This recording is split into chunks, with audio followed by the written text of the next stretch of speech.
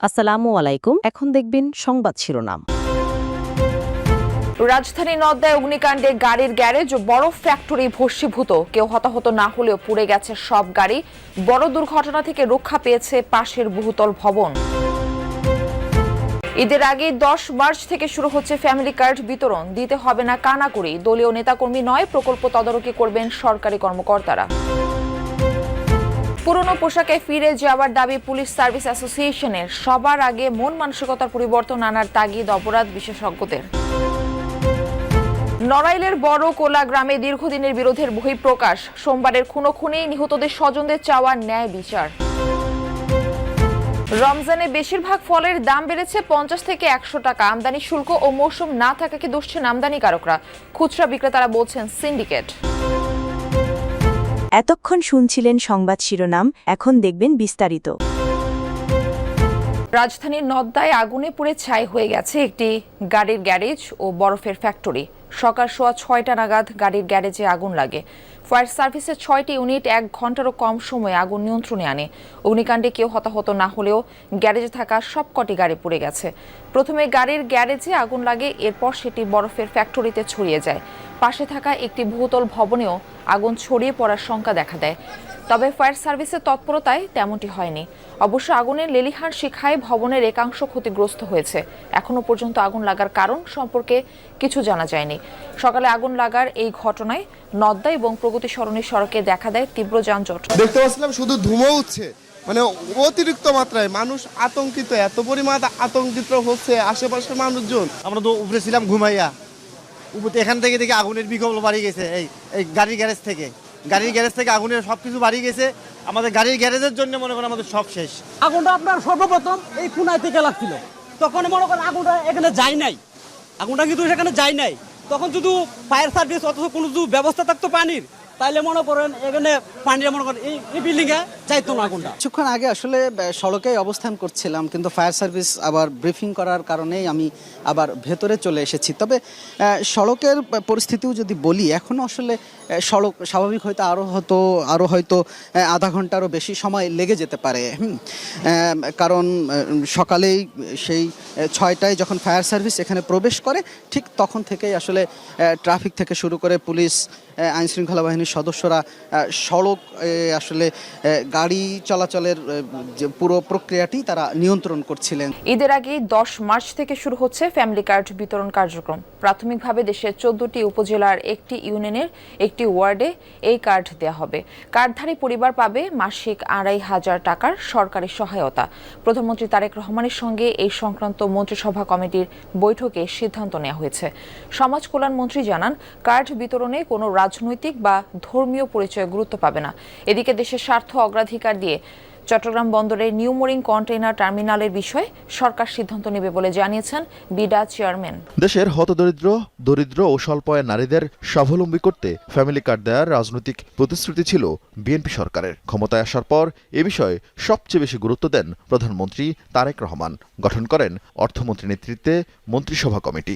মঙ্গলবার কমিটির সদস্যদের সঙ্গে বৈঠক করেন প্রধানমন্ত্রী। তাদের সুপারিশে দেশের 14টি জেলা দিয়ে শুরু হচ্ছে কার্ড বিতরণের পরীক্ষামূলক কার্যক্রম। কার্ডধারী পরিবারকে চাল, ডাল, লবণ সহ নিত্যপণ্য কিনতে দেওয়া হবে মাসিক 2,500 টাকা করে। 10 মার্চ এই কার্যক্রমের উদ্বোধন করবেন সরকার প্রধান।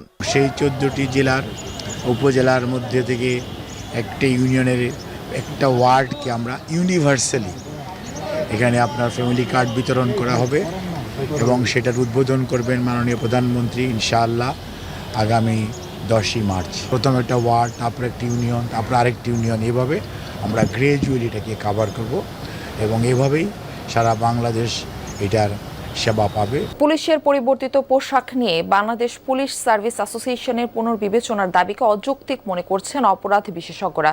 তারা বলছেন, ফের আগের পোশাকে ফিরে যেতে চাইলে নতুন করে বাড়বে খরচের বোঝা। আর পুলিশের পেশাদার সংগঠনটির দাবি, অন্তর্বর্তী সরকারে যে নতুন পোশাক নির্বাচন করেছে সেখানে পুলিশ সদস্যদের মতামত, গায়ের রং এবং আবহাওয়াকে উপেক্ষা করা হয়েছে। জুলাই গণ অভ্যুত্থানে পুলিশের গুলিতে একের পর এক শিক্ষার্থী ও সাধারণ মানুষের প্রাণহানির ঘটনায় ইমেজ সংকটে পড়ে পুলিশ বাহিনী। সেই পরিস্থিতি থেকে উত্তরণে বাহিনীটির সংস্কারের উদ্যোগ নেয় অন্তর্বর্তী সরকার। পুলিশ সংস্কার কমিশনের সুপারিশে গেল বছরের নভেম্বর থেকে নতুন পোশাকে দায়িত্ব পালন শুরু করে পুলিশ সদস্যরা। সে সময় সব পুলিশের জন্য একই পোশাক চালু করা হয়। বৈষম্য দূর করতেই এই উদ্যোগকে সাধুবাদ জানায় বাহিনীটি, যদিও সমালোচনা করেন কেউ কেউ। আমার পোশাক আমার প্রাইড, সো যখনই আমি যে পোশাক পরি না কেন সেই পোশাকে আমি সেই প্রাইডই ফিল করব। নতুন পোশাক গায়ে ওঠার মাত্র 3 মাসের মধ্যেই পুলিশ কর্মকর্তাদের সংগঠন বাংলাদেশ পুলিশ সার্ভিস অ্যাসোসিয়েশন ফের পোশাক পরিবর্তনের দাবি তুলেছে। নতুন যেটা দিয়েছেন এটা তো আসলে কোনো গবেষণা অথবা জনমত যাচাই ওটির মান কীরকম, ওটি হচ্ছে যে একটা বা দুটো ওয়াশ করার পরে ওই কাপড়ের আর কোনো থাকে না, মানে রংটাও থাকে না এবং কাপড়ের যে স্ট্যান্ডার্ড সেটা থাকে না।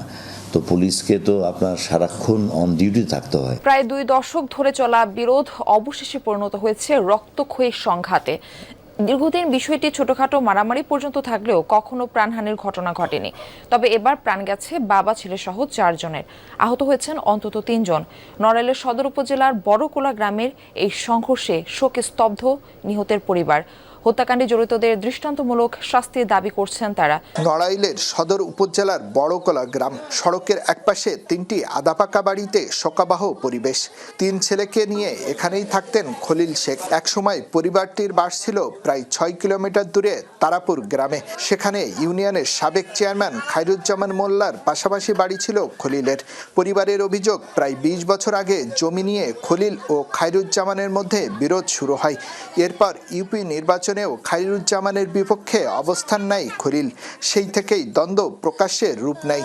খলিলের পরিবার জানায়, গত 8 জানুয়ারি একটি মামলার হাজিরা দিতে লোকজন নিয়ে নড়াইল শহরে যাচ্ছিল সে। পথে খায়রুজ্জামানের লোকজন হামলা করে। এতে খলিল শেখ সহ প্রায় 8 জন আহত হন। এরপর 23 তারিখ ভোরে বড়কোলা গ্রামে খলিলের বাড়িতে হামলা চালায় খায়রুজ্জামানের লোকজন। ইফতারের টেবিলে ফল অনেকটাই অনিবার্য, তবে সেই ফল কিনতে গেলেই যেন হোঁচট খেতে হয় ক্রেতাদের। পাইকারি থেকে খুচরা পর্যায়ে দাম বেড়েছে প্রায় প্রতিটি ফলের। কারণ হিসেবে খুচরা বিক্রেতারা সিন্ডিকেটের কথা বললেও আমদানিকারকরা দুষছেন শুল্কের উচ্চহারকে। বিদেশি ফল আমদানিতে এলসি মার্জিন কমানোর দাবিও তুলেছেন, যদিও এসব কারণ অযৌক্তিক বলছেন ক্রেতারা। দিয়েছেন তদারকি বৃদ্ধির তাগিদ। সারাদিন রোজা রাখার পর ক্লান্তি দূর আর সতেজতা ফিরে পেতে ইফতারের পাতে ফল কার না পছন্দ, কিন্তু রমজান আসলেই দাম বেড়ে যাওয়া যেন এক অলিখিত নিয়ম।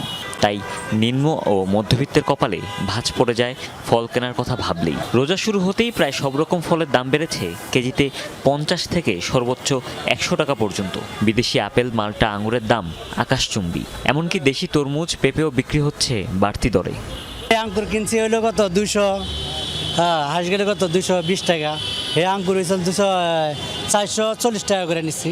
তারপরে যে কালো আঙ্কুর যেটা ওইটা ছিল 450 বা 400 টাকা ছিল, ওইটা হয়ে গেছে 600 টাকা।